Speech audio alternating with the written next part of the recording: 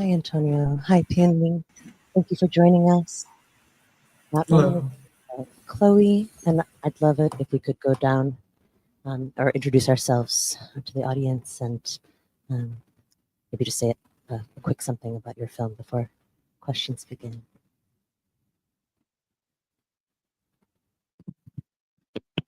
Hi, everybody. My name is Camila Kutz, and I made the film titled I Was There, which is prompted by my paternal grandmother's story.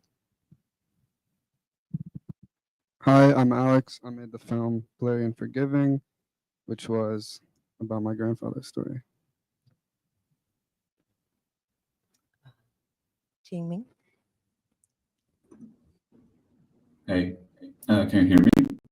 Yes. So, hi everybody. I'm Ming Zhou.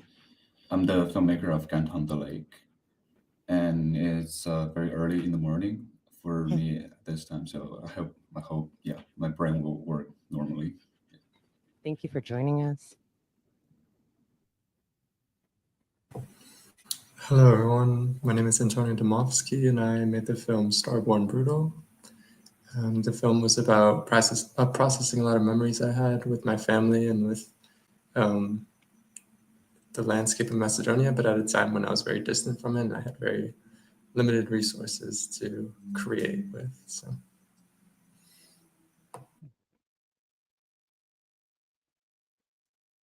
Distance is an interesting concept to bring in and presence as well.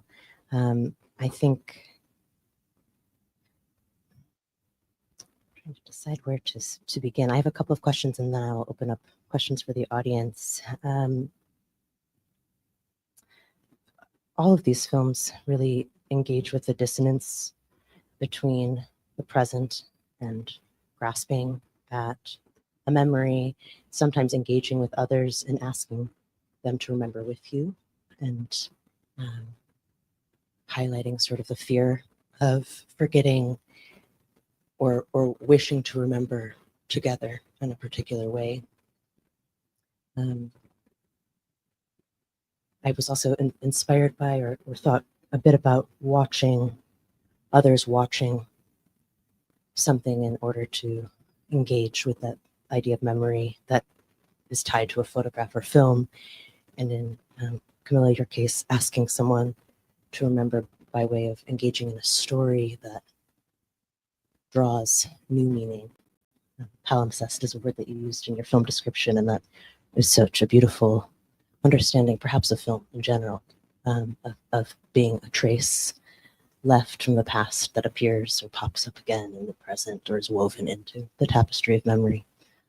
This is a very general understanding, of course, but if you could speak, if either of you or all of you could speak to the idea of engaging with others and trying to connect in memory. You can begin. Okay. So thank you for this question. I think in the case of my film, I think I thought a lot about witnessing my grandmother's story. I first recorded her testimony just on the voice recorder. Mhm. It was shortly before she passed away. And I think what I was struck by is that I heard those stories since I was, a little child. Both sides of my family were heavily affected by World War II for different reasons and in different ways. But I always was struck by the fact that she would recall certain facts, I would say, what happened to her, but she would rarely talk about how it made her feel. Mm. And I think somewhat I often felt that I had more emotions about it than she did at the time when we talked. And of course, she had lived with this her entire life. So I think my attempt with that film was to kind of try and see how we could come up with a vision together for me to be able to process what I remember and what I imagine had happened to her. And she helped me by, sharing the story. But yeah, she passed away soon after, so I wasn't really able to show it to her. And I'm not sure what she would really make of it anyway.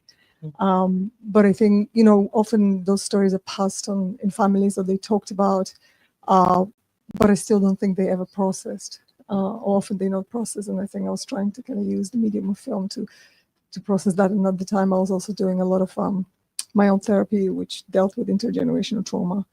And I think my attempt with this film was to not only just explore the intergenerational trauma, but also recognize, I think I'm using the term now that I think is more appropriate, which is emotional inheritance.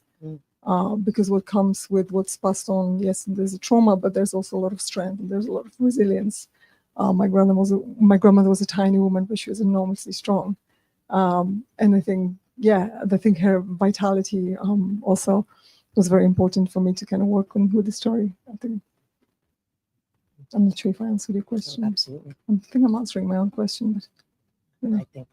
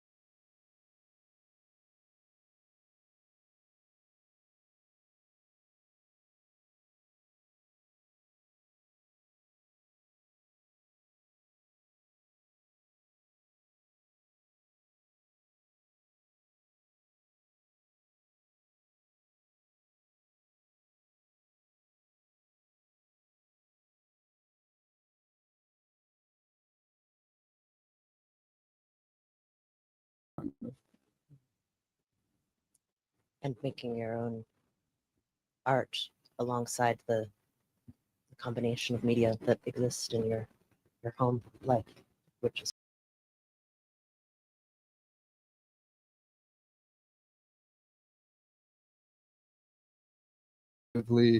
archiving it because it had sat in a closet and was starting to degrade, and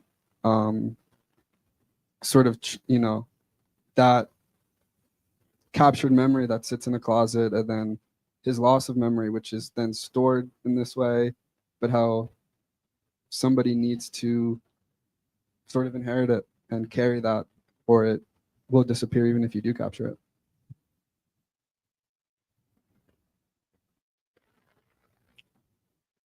Antonia. Do you have a feeling about connection in the work that you made, connection with others and memories? Definitely. I want to go back to that idea of using film to process certain things, because that's very much so what I was intending to do when I was in the creation of this project. As I said, there was a lot of memories that were still stuck with me that I hadn't really taken the chance to process, and I didn't really have an immediate way of processing it. At the time, I was very isolated from my family and from Macedonia. So I turned to the very limited amount of photographs I had or images downloaded from conversations. And it really all happened in the editing stage. For me, there was this sort of maybe something hidden within the images that, as can be seen in the aesthetics of the film, maybe I really tried to break through and kind of tear apart, searching for some kind of that connection or that something hidden within it. It made so visible in the stalling and starting of image in a halted manner. That's not the fluidity is not smooth. Yeah, there's not a Right. the frequency is very rough, expressed so beautifully. Thank you. Jamie. Thank you for the question. I'm not sure I got it like completely because I got disconnected a Okay, little bit. sure. But I started this project because of this strong wish of witnessing, because everything kind of happened in my hometown, and there is not many people there to witness that transition happening there, because the government kind of did the cleansing project, and they kind of demolished the park in secret. They're like building the walls and fences, block the people. So I kind of managed to film it, and I wish at the very beginning, I wish the camera can be the witness for everything, but later I decided to use two performers to kind of be the incarnation of the park and the lake. Originally, I put them as, in the credits as one of the like the old man is the portrait of the park and the boy is the lake. But later I decided to get rid of that. I just want them to be, a representation of old and new, and use them as the witness to this kind of the lost local history. It's interesting to think about the place of the body in these films, and thank you for bringing up your characters and what they represent. I think the choreography in your film is so expressive, obviously, but potent, and Thank you. in the series of films, everyone is actively inserted in some way, whether through current images or past footage and found pieces. I'm interested in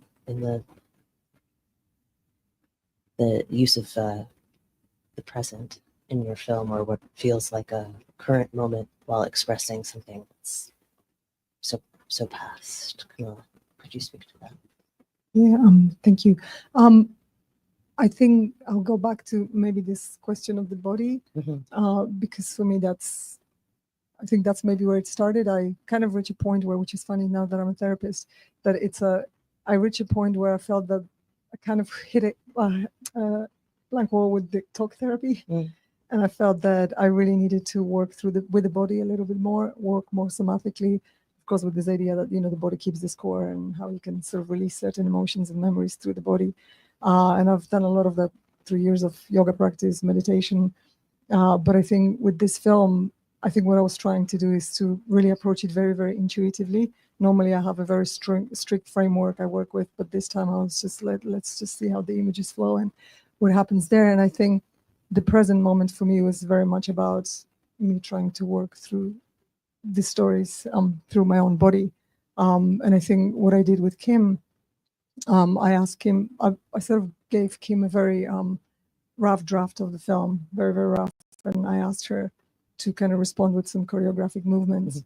And we actually worked with a third person, with a dancer, that she workshopped those movements through, and then they recorded a video for me so then I could start workshopping mine. And then sort of I've derived some of my own ideas from that. But the body is for me, the body is very much about me being in my own body now, me feeling my own body, me kind of, at the age of over 40, becoming more of my own person. And kind of, it's all about that. For me, that's what the present moment is, if that makes sense. Certainly. Maybe I can add to this question as well and express it to you too, Alex, and to anyone else if you have something to add about the idea of reenactment in this processing and witnessing. That there's something about re-engaging the past in this now also past but present of the film. In terms of reenactment or re-engaging, I guess it was, for me, sort of my goal for the film was actually to have it be fictional and to shoot documentary footage and try to assert a perspective on it and edit it in a way that it seemed scripted almost. And that's not really what ended up happening in the end. But a lot of the situations with my friends or me on my own were set up or staged, or I would say, okay, let's talk about this, and sort of engage with memories or things that I knew, things we talked about and I knew how they would play out, and to try to use the raw, unpredictable interactions with my grandfather where I didn't know what he was going to say, but he did speak in circles and said the same things over and over. So I knew that I would probably catch this or that. Yeah, you repeat him at one point, or like Yeah, guess because what I was I about to had say. heard it so many times, and so the idea was kind of to take the rawness of my grandfather's footage and contrast that with sort of a almost reenactment or artificial moments with my friends to then make those moments seem completely unquestionable. And you go, that's probably just exactly what happened.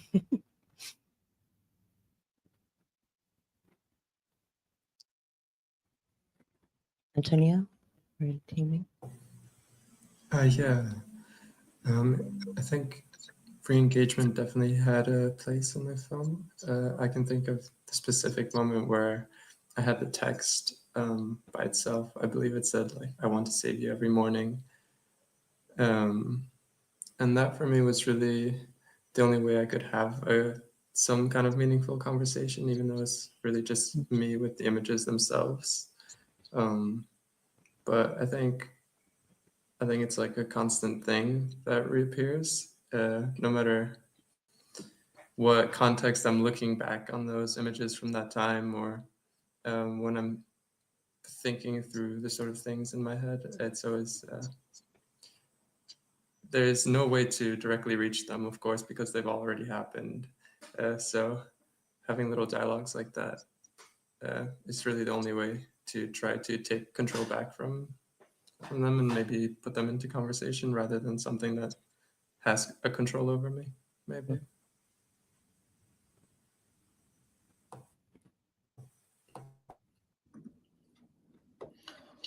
My film has something similar because originally it originally had a part of scripted part, and it was maybe originally a docufiction because at that stage, only the lake is being like cleansing, and I designed a scripted part with another character. But later, I got rid of that part because everything keeps changing, and I think the concept of present in my film is quite interesting because for most of the documentary part, when you're like making this film, things are also changing. And for my film, the the two projects, like they're doing the two project to the lake and to the park, but we don't know where that ends. So I go back to reshoot and re-edit a lot, and then I decided to put the footage um, more like an archive for local history, and I do not want to put too much manipulation to it. Also, I don't want conversations and dialogue in it, and it was presented like this. As an artifact. It's an interesting process. I would love to open it up to the audience. If anyone has any questions.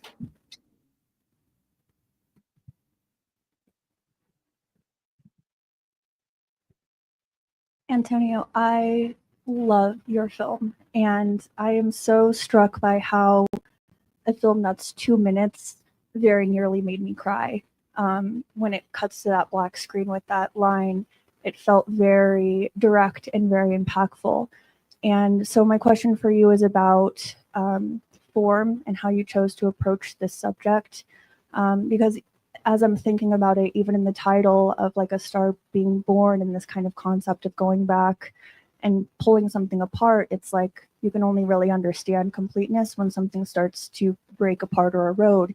And I see that in the form too of this like glitching and kind of deterioration of the image. So I was hoping that you could just speak a little bit about why you chose to approach it in this way, maybe at this length, just kind of anything about your choice of form. Yeah, of course. Thank you for the wonderful question. Thank you for the kind words. I think for me, it comes back to that just the very limited amount of material I had. The majority, maybe like 90% of the film was iPhone photos that I had taken while I was there. And this was all before anything had really happened in the first place, or that I'd even thought of things like creating video or film. So I had these live photos on my iPhone, and when you play them back as a video, they only last really 2 to 3 seconds. So in that, I really wanted to see how I could expand the image, or pull it apart, repeat it, change it, and really live in it, as a way of being home without being there.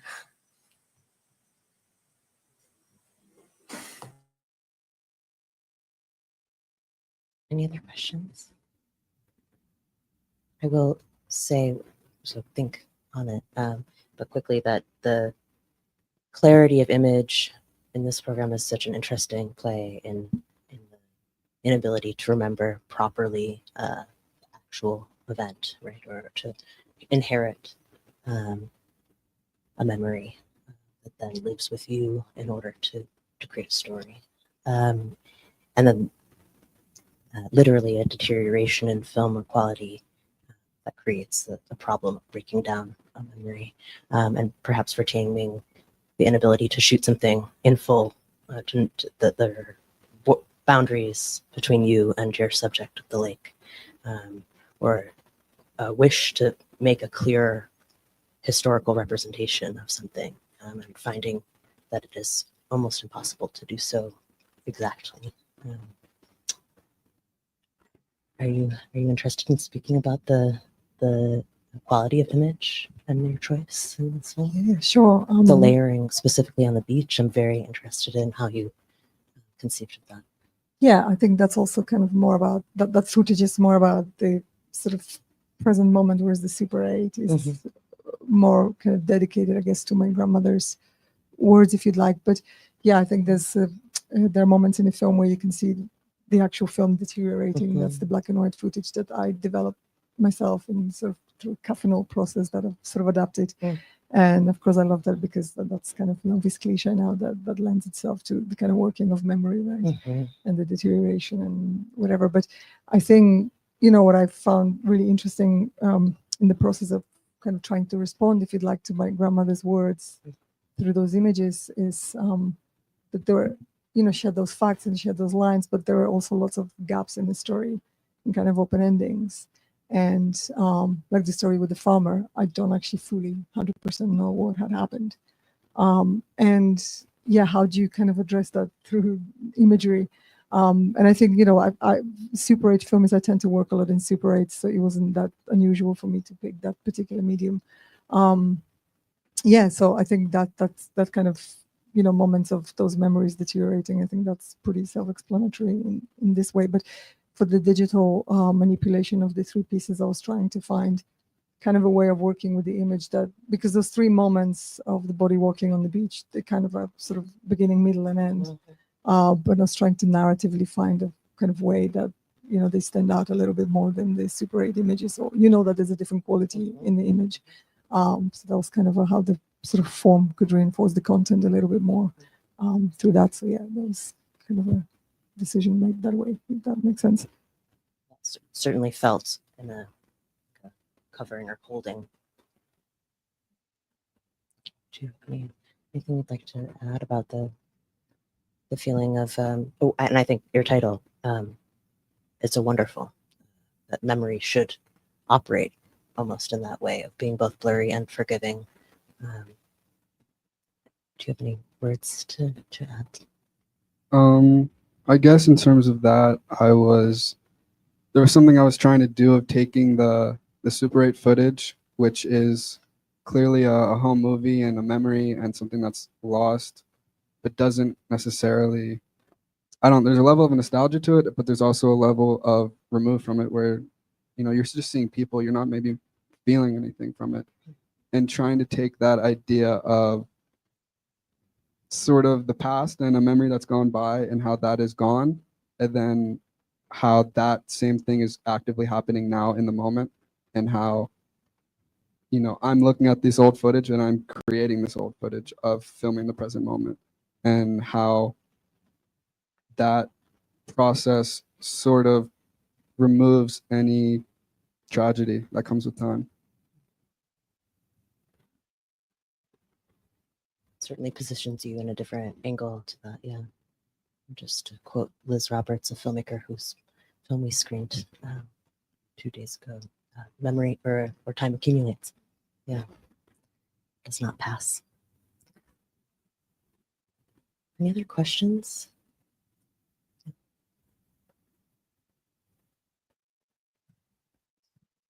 Hey, thanks. I really enjoyed all the films. So thanks, guys, for being here. I'm really thinking of something that I think Camila said about how the process of making this film was also kind of tied into like your processing through these emotions and through your relationship with your grandmother. And I think, in a sense, that there's through all 4 of these films, there's like a sort of processing with something very personal to you all.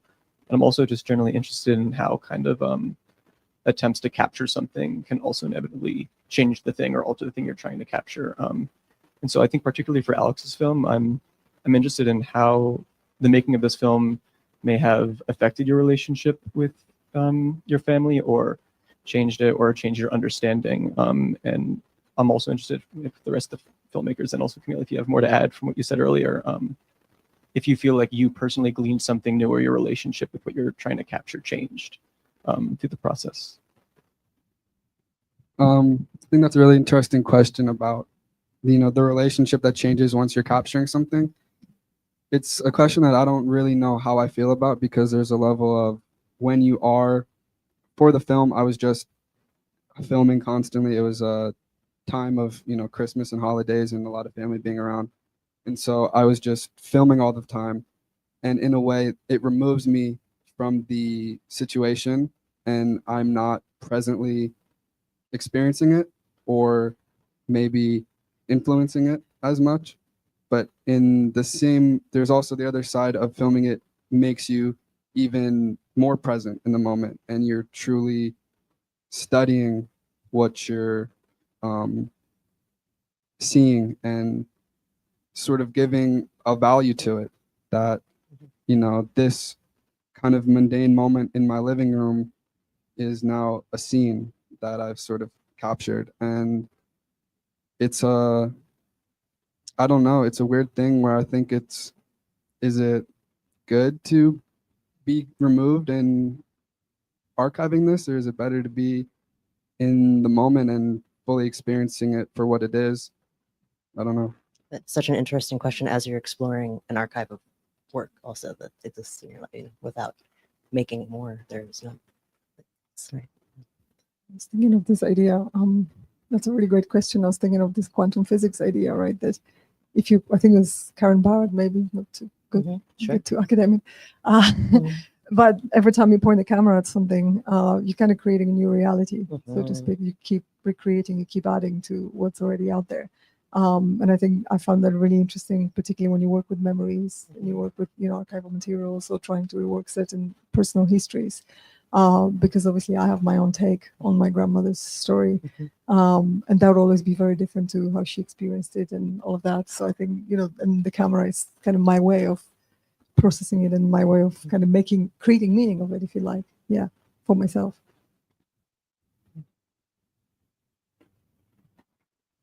Antonio or Tianming? Yeah. For this project, I think what I was thinking through at the time, even separate from the film, it was these conversations that I would like to have with my family, and things that would be nice to process together. But at the same time, I knew it wasn't really possible, just because of the circumstances of our relationship. So it's a really, really good question as to how they would react, or how I kind of see it afterwards, because it is still very separate things for me. Even though these were all shared experiences, they haven't seen the film, and I haven't really. Well, after I created it, I haven't really. I kind of let it out and have stopped going back to it. So it's not something I can answer completely, but it is. It's great question. That's left me a lot to think about. Yeah, I think this is really a good question, but I'm not sure how to answer it, like the context of my film. But I thought about my relationship to either the lake or the park a lot, like during the filming, because I'm basically the only person who has the access to document this part of history. So when people like revisit this part of history through my lens, I thought about what they are thinking, what my relationship to the lake and the park will directly like influence their feelings about this history. But I think at the end, ultimately, I just want them to question this time and the I want them to question like why this is happening instead of thinking about me as an author or thinking about the performers. I want them to uh, question why there will be between this old and new and who allows this to happen. Because this has already happened, I want them to think about what could be the future possibilities for them to have this relationship between them, the audience, and the other subjects in our hometown.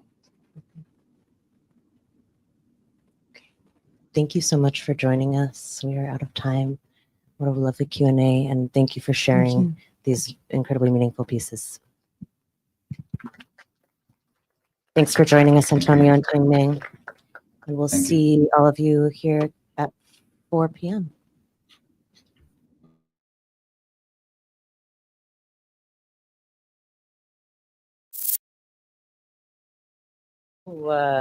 How beautiful, wonderful. What a way of engaging.